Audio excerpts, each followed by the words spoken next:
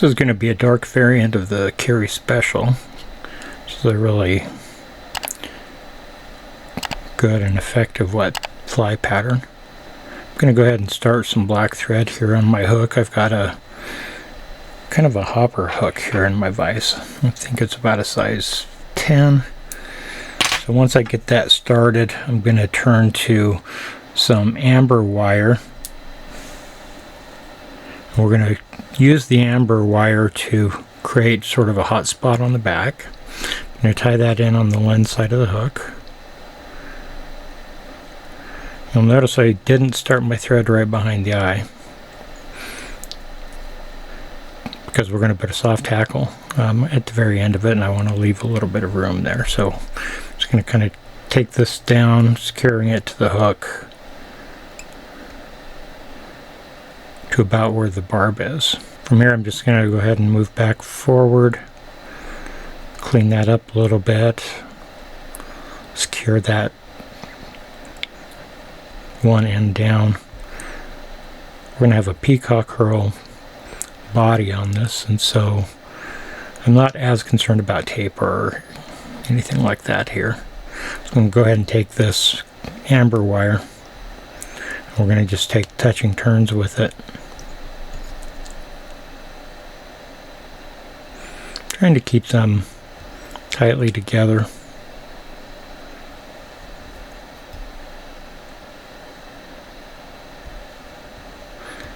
There may be some gaps in here. It's a little bit hard to tell when I'm filming. I've got these spotlights on just so you can see better. And the room is dark, so I can't see the fly quite as well, so you'll get the general idea here. So I'm just going to continue taking these turns. I'm going to let this be a fairly long hot spot here. Unfortunately, with this kind of hopper hook, we have lots of hook shank to work with. So that's probably going to be right about enough. We'll just take our thread now, take a couple of wraps to secure that wire down. Take a couple of wraps on the other side. I'll go ahead and turn my vise a little bit. Rotate my wire until it decides it wants to break off.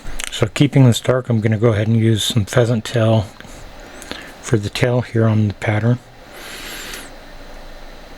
I'm going to get it to the approximate length. I want this on top of the shank of the hook.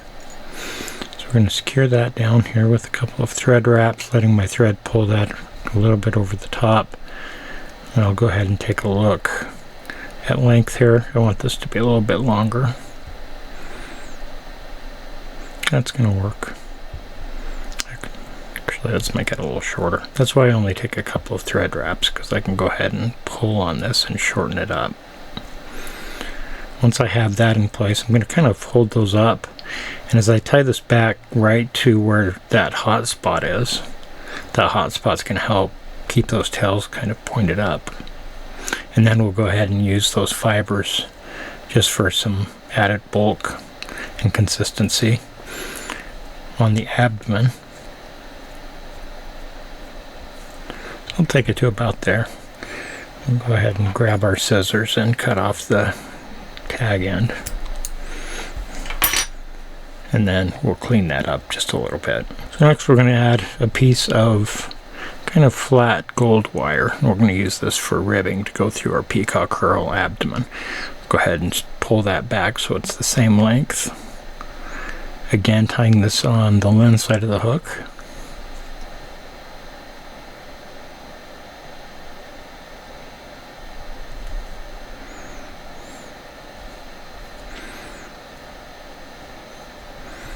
And I'll clean up that end here as we finish tying in our peacock herl. The peacock herl I'm going to use here is actually dyed red, which actually turns out to be fairly dark. With just a hint of red in it. So I'm going to pull that back to length as well. I don't want to crank down. I know I say this a lot, but especially with peacock herls, their stems can be a little brittle. So if I pull my thread way too tight, then they're likely going to break off on me. So with those in place, I'm going to go ahead, keep my thread flat by turning my bobbin counterclockwise, and we're going to kind of secure all of this down and clean it up. So I've gone ahead and put my thread on the bobbin cradle just to give me some space to work. I'm going to take these peacock herls and I'm going to twist them in my fingers. You'll see that it starts kind of combining them together, and that's just going to help me keep them from splitting apart as I move up the abdomen here. From then we'll just go ahead and take our rotary. Avoid the hook point because it'll cut right through these herls. So I'm going to be pretty careful here with especially my first couple of wraps. And because it's got a long way to travel, I want to make these touching as possible, not overlapping.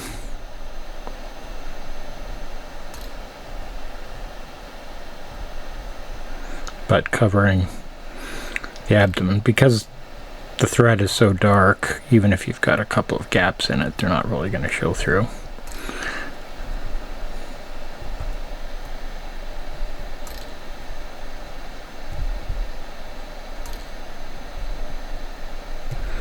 I'll go ahead and take that right up to our stopping point.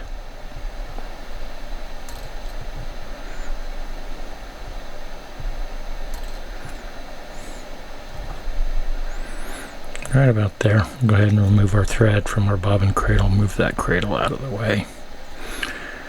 Get a couple of thread wraps over the top of that stem just so that we lock this nicely in place. I'll take a couple of wraps in front of it as well. And I'll just come on in here with my scissors and we'll cut off the balance. At this point we'll grab our flat gold wire. I want to take some open wraps to create that ribbing.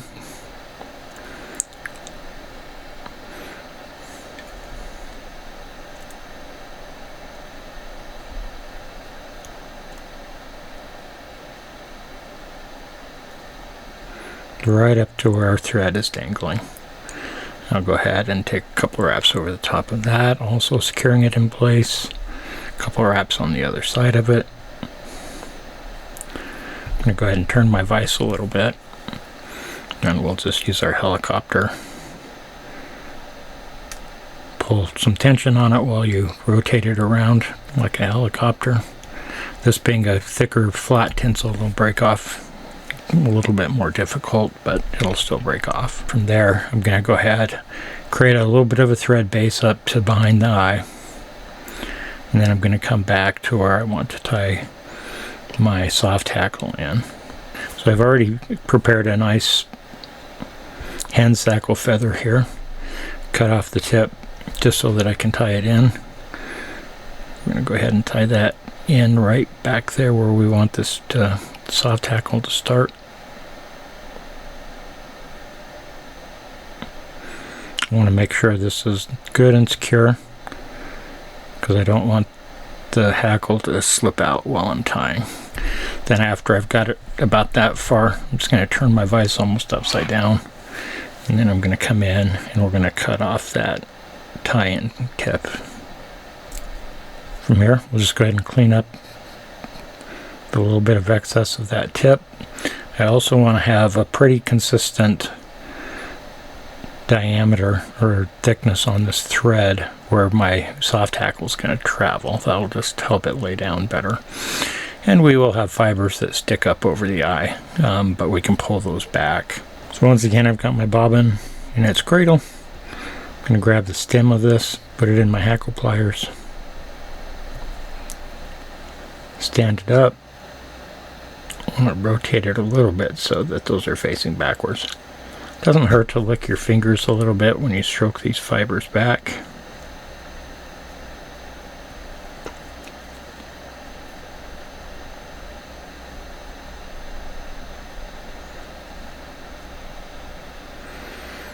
And I'm just going to go ahead and begin taking some touching turns, trying to keep that facing backwards every time I come up to the top here.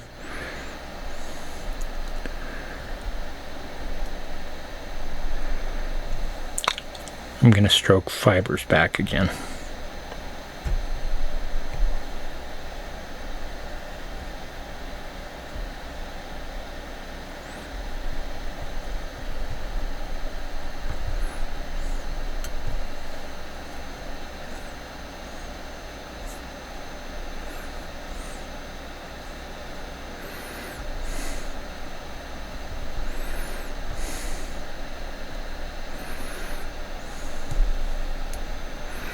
Once I get to about this point, I'm going to go ahead and just kind of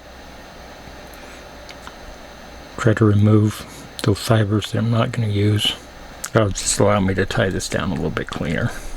Move my bobbin cradle out of the way. I want to keep tension on this, not too much so that your stem breaks off. But I want to get those first couple of wraps here just so that I can secure what I've done so far in place. And I'll go ahead and pull that stem backwards a little bit, take a few wraps in front. And I can release that from my hackle pliers. Come on in with my scissors. We'll cut off the stem.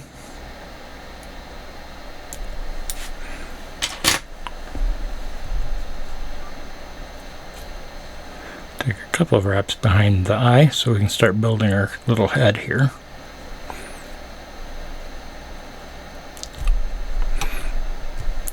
I'm going to work on stroking all of those fibers back. Take a few wraps backwards almost over the top of them. That will help keep them pointing back over the back end of the hook. And then I'm just going to go ahead and build myself a little bit of a pronounced head. I'll usually use like a glossy finish cement. You want it to taper backwards. So back where those soft hackle fibers are, it's going to be thicker than where it is right behind the eye. Grab our wood finishing tool.